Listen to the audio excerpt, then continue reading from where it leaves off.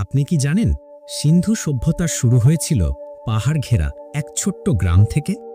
আজ আমরা জানব হরপ্পার আগে কি ছিল, কেমন ছিল সেই সময়কার মানুষ, জীবনযাপন, প্রযুক্তি। প্রথম পর্যায়, প্রাক হরপ্পা পর্যায়। এই পর্যায়টি হচ্ছে ইন্ডাস ভ্যালি সিভিলাইজেশনের শুরুর অধ্যায়, একেবারে গোড়ার দিক। এই সময়ই মানুষ ধীরে ধীরে গুহা ছেড়ে বেরিয়ে এসে শুরু করে গ্রাম গঠন।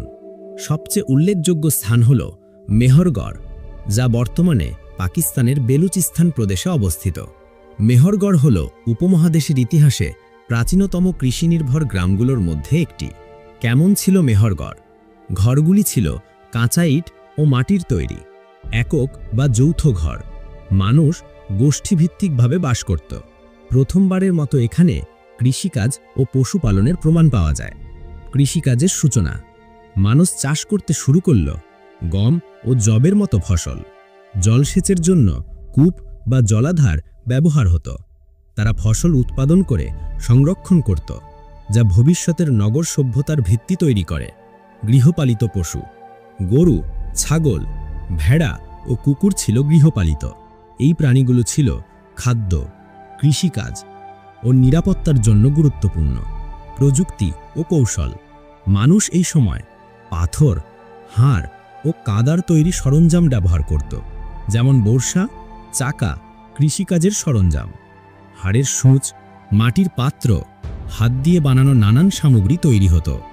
শিল্প ও সংস্কৃতি, মাটির তৈরি খেলনা, রঙিন পাত্র এবং অলংকারের সন্ধান পাওয়া গেছে মেহরগড় থেকে।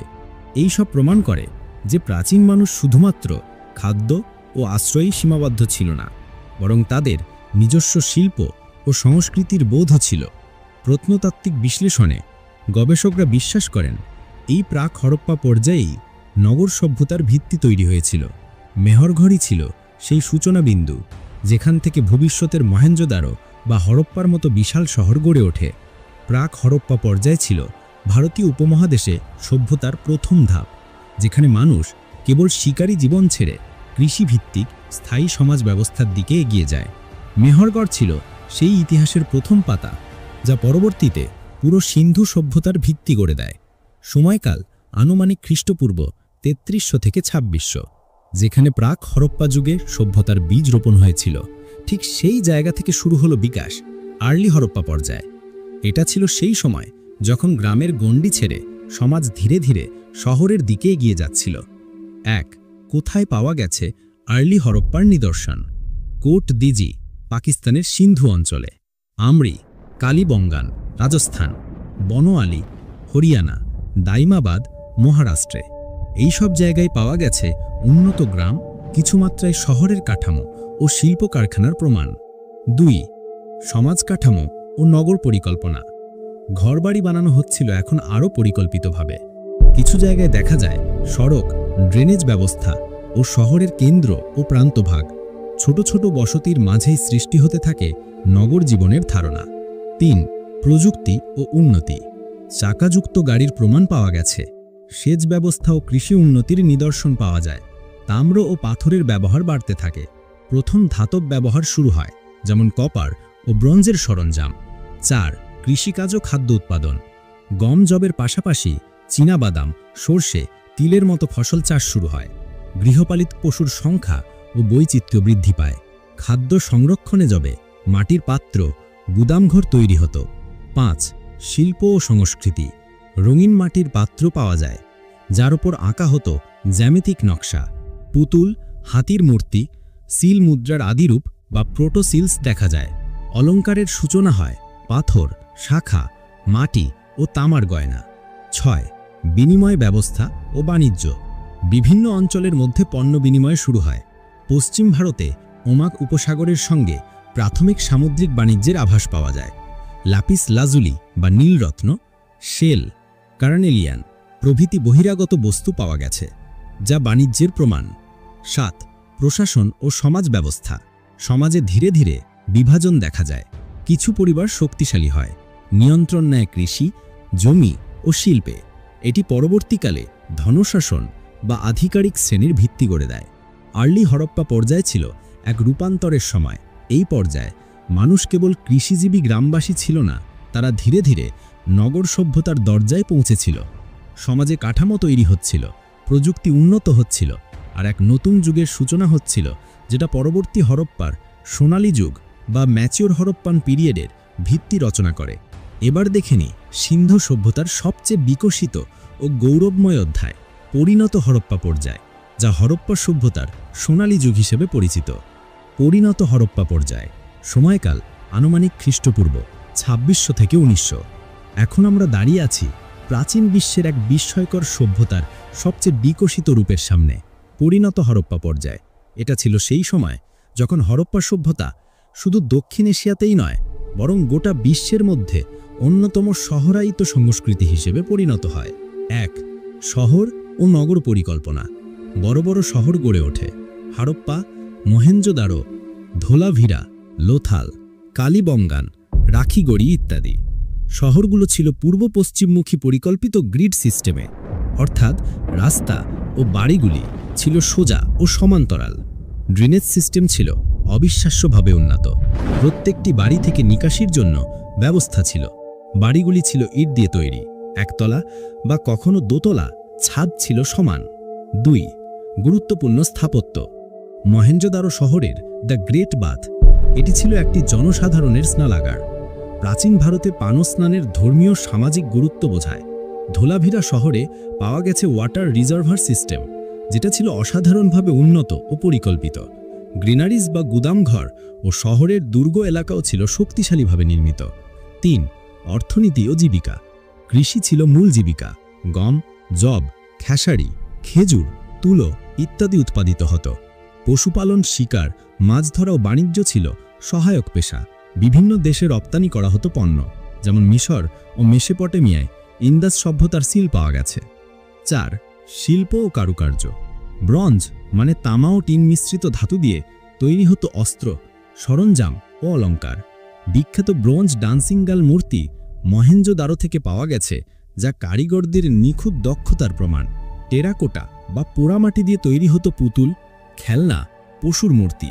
অলঙ্কারে ব্যবহৃত হতো শাখা, লাপিস লাজুলি, কার্নেলিয়ান, সোনা ও রূপো। 5. লিপি ও ভাষা।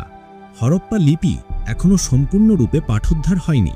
ছোট ছোট সিল বা মোহর ও প্রত্নবস্তুতে এই লিপির চিহ্ন পাওয়া গেছে। এই লিপি থেকেই বোঝা যায় তারা কোনো না কোনোভাবে লেখালেখি বা রেকর্ড রাখার পদ্ধতি জানত।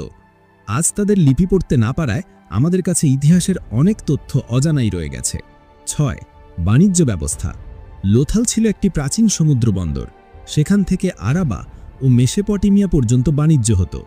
আভ্যন্তরীণ ও আন্তর্জাতিক বাণিজ্য ব্যবস্থা ছিল সুসংগঠিত। বাণিজ্যে বিনিময় হতো ধাতব মুদ্রা নয়, বরং পণ্য বিনিময়ের ভিত্তিতে। 7. ধর্ম ও বিশ্বাস। দেবতা ও প্রতীক। পশুপতির অনুরূপ এক দেবতার চিত্র পাওয়া যায়, যাকে অনেকে শিবের প্রাচীন রূপ মনে করেন। মাতৃদেবীর প্রতিমা, যার নারীত্ব প্রজনন শক্তির প্রতীক। প্রাণী বিশ্বাস। গরু, হাতি, গন্ডার, বাঘ, ইউনিকর্নের প্রতীক দেখা যায়।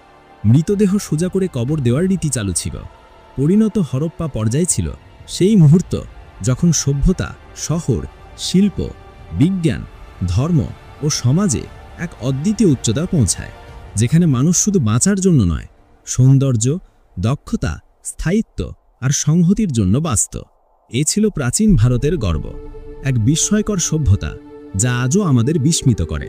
সময়কাল আনুমানিক খ্রিস্টপূর্ব 1900 থেকে 1300। একটা সভ্যতা যখন গড়ে ওঠে, তার শিখরে পৌঁছায়, তখন অনেক কিছুই বদলায়। কিন্তু যখন সেই সভ্যতা পতনের পথে এগোয়, তখন ইতিহাস শুধু সময় নয়, প্রশ্নও রেখে যায়। আজ আমরা জানব কেন হারিয়ে গেল হাজার বছরের এক বিস্ময়, হরপ্পা সভ্যতা। 1. শহরের অবনতি। অনেক শহর ধ্বংস হয়নি, কিন্তু পরিত্যক্ত হয়ে যায়। বড় বড় পরিকল্পিত শহরগুলো আর নির্মিত হয়নি। নগর পরিকল্পনা ও ড্রেনেজ ব্যবস্থায় অবনতি লক্ষ্য করা যায়। কিছু এলাকা ক্ষুদ্র গ্রামীণ বসতিতে পরিণত হয়। 2. শিল্প ও বাণিজ্যের অবক্ষয়। উচ্চমানের শিল্পকর্ম তৈরি কমে যায়। সিলমোহরের ব্যবহার হ্রাস পায়। আন্তর্জাতিক বাণিজ্য ধীরে ধীরে বন্ধ হয়ে যায়। সমুদ্র বন্দর লোথাল বন্ধ হয়ে যায় বা কার্যকারিতা হারায়। 3. পরিবর্তিত বসতি ও সংস্কৃতি। পূর্বের শহরগুলিতে নতুন ধরনের বাসিন্দা আসে, যাদের সংস্কৃতি ছিল ভিন্ন। ব্রাহ্মণাবাদ, বানোয়ালি ও লেট হরপ্পান ধাঁচের নতুন বসতির উদ্ভব হয়। বৈদিক সংস্কৃতির সূচনা দেখতে শুরু যায় বাদে নতুন বসতির উদ্ভব হয়। বৈদিক সংস্কৃতির সূচনা দেখতে শুরু হয় উত্তর ভারতে। 4. পতনের কারণসমূহ, সম্ভাব্য ব্যাখ্যা। প্রাকৃতিক দুর্যোগ, বারবার বন্যা, নদীপথ পরিবর্তন, বিশেষত ঘগ্গর হাকড়া ও ইন্দাস নদীর গতিতে খরা বা জলবায়ু পরিবর্তনের প্রমাণ পাওয়া গেছে। পরিবেশগত ধ্বংস, অতিরিক্ত বন নিধন ও ভূমির অবক্ষয়। অর্থনৈতিক পতন, রপ্তানি বন্ধ হয়, অর্থনীতি ক্ষতিগ্রস্ত হয়। আর্যদের আগমন তথ্য বিতর্কিত। কিছু গবেষকের মতে মধ্য এশিয়া থেকে আগত আর্যরা হরপ্পা সভ্যতাকে পরাজিত করে, যদিও আজ অনেক ইতিহাসবিদ এই মত মানেন না, কারণ হরপ্পা ধ্বংস হয়েছিল ধীরে ধীরে, কোনো যুদ্ধ বা আগ্রাসনের প্রমাণ খুব স্পষ্ট নয়। 5.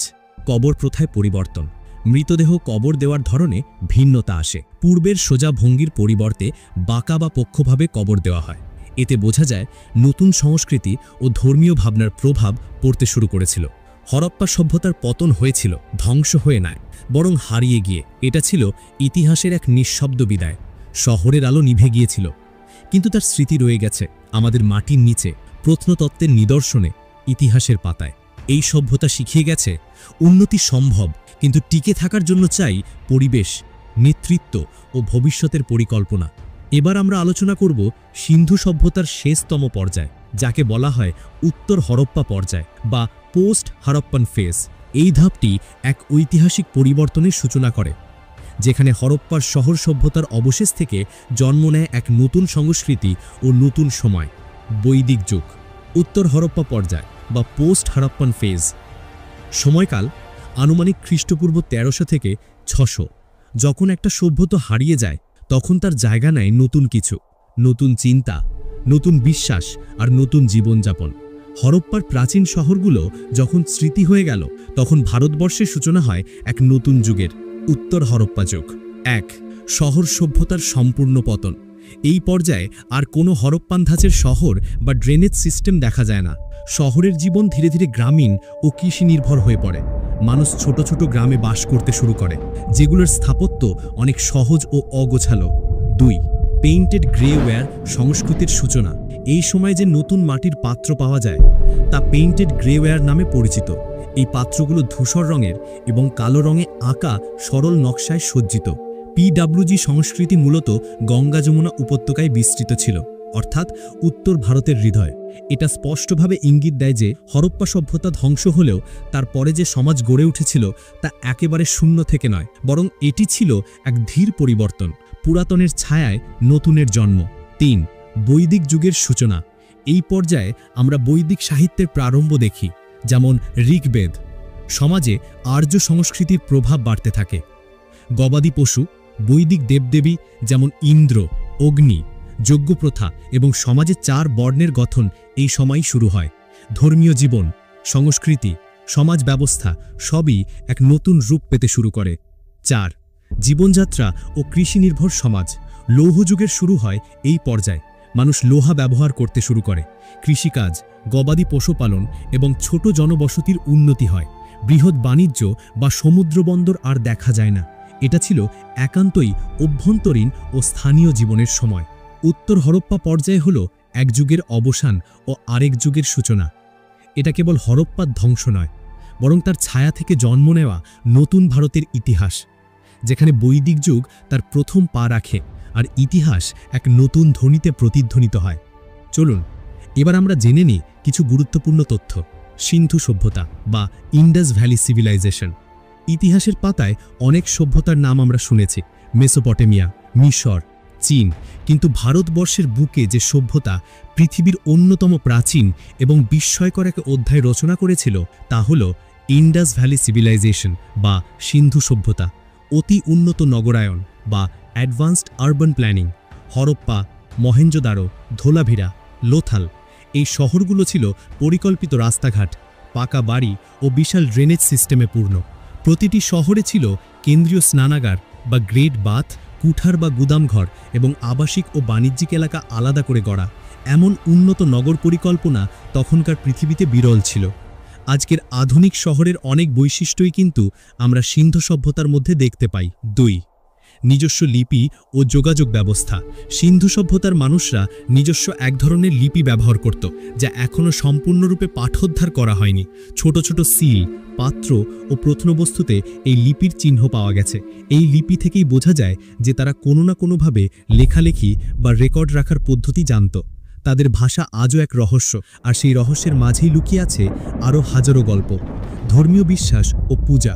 সিন্ধু সভ্যতায় গরু, এক সিংহ গরু বা ইউনিকর্ন লাইক ফিগার, পিপল গাছ, পশুপতি মূর্তি, যাকে অনেকে শিবের প্রাচীন রূপ মনে করেন, পূজার প্রতীক ছিল।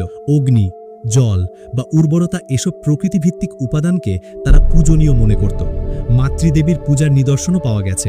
এই সভ্যতা ছিল প্রকৃতির সন্তান, আর তারা প্রকৃতিকে উপাসনা করেই জীবনযাপন করত। শিল্প, প্রযুক্তি ও ব্যবসা। তারা তৈরি করত টেরাকোটা খেলনা, পাথরের মূর্তি, অলংকার, তাম্রযন্ত্র ও রথের মডেল। তারা কপার, ব্রোঞ্জ, সোনা ও মাটির জিনিসে দক্ষ ছিল। ভারতের বাইরের দেশ যেমন মেসোপটেমিয়ার সঙ্গে বাণিজ্য করতে বলে সিল ও প্রত্ন সামগ্রী থেকে প্রমাণ মেলে। হরপ্পাবাসীরা শুধু কৃষক বা কারিগর ছিল না, তারা ছিল দক্ষ বণিকও। ভারতীয় উপমহাদেশের প্রাচীনতম সভ্যতা। সিন্ধু সভ্যতা ছিল বৌদ্ধ, আর্য বা মৌর্য যুগের বহু আগের। এটি ভারতবর্ষের সবচেয়ে পুরনো শহর সভ্যতা, যা খ্রিস্টপূর্ব 60,000 সাল থেকে শুরু করে 1300 পর্যন্ত বিস্তৃত। আজ যখন আমরা আধুনিক ভারতের কথা বলি, তখন ভুলে যাই যে হাজার হাজার বছর আগে এক সভ্যতাই মাটিতে আমাদের চেয়ে অনেক বেশি উন্নত ছিল। সেটাই ছিল ইন্ডাস ভ্যালি সিভিলাইজেশন। সিন্ধু সভ্যতা কেবল একটা প্রাচীন ইতিহাস নয়, এটা আমাদের পরিচয়, আমাদের শিকড়। একটা সভ্যতা যা আজও শতাব্দীর শতাব্দী পেরিয়ে দাঁড়িয়ে আছে কালের অমোঘ সাক্ষী হয়ে। আজ যখন আমরা ভারতবর্ষকে দেখি, তার হাজার হাজার বছর আগেই এখানে গড়ে উঠেছিল এক উন্নত, বুদ্ধিদীপ্ত ও সাংস্কৃতিকভাবে সমৃদ্ধ সভ্যতা, যার নাম সিন্ধু সভ্যতা বা ইন্ডাস ভ্যালি সিভিলাইজেশন। এটি ছিল শুধু ইটের শহর নয়, ছিল জলের ব্যবস্থা, পরিকল্পিত নগর নীতি আর এক গভীর দর্শনের পরিচয়। খ্রিস্টপূর্ব 2600 সালের আশেপাশে যখন পৃথিবীর অধিকাংশ অঞ্চল ছিল আদিম ও গুচ্ছ নির্ভর, তখন এই সভ্যতা চালিয়ে যাচ্ছিল বাণিজ্য, কৃষি, হস্তশিল্প, ধর্মচর্চা এবং বৈজ্ঞানিক জীবনযাপনকে। সিন্ধু সভ্যতা আমাদের শেখায় উন্নতি শুধু আধুনিকতার বিষয় নয়, বরং সভ্যতার বহু প্রাচীন উত্তরাধিকার। এটি কেবল একটা সভ্যতা নয়, এটি একটা প্রমাণ যে ভারতবর্ষের মাটি ছিল, আছে ও চিরকাল থাকবে জ্ঞানের, সংস্কৃতির ও সৃষ্টির উৎস। ইতিহাসের পাতায় লেখা থাকে, যারা পথ দেখায়। সিন্ধু সভ্যতা সেই প্রথম আলো, যেখান থেকে শুরু আমাদের সভ্যতার প্রকৃত সূচনা।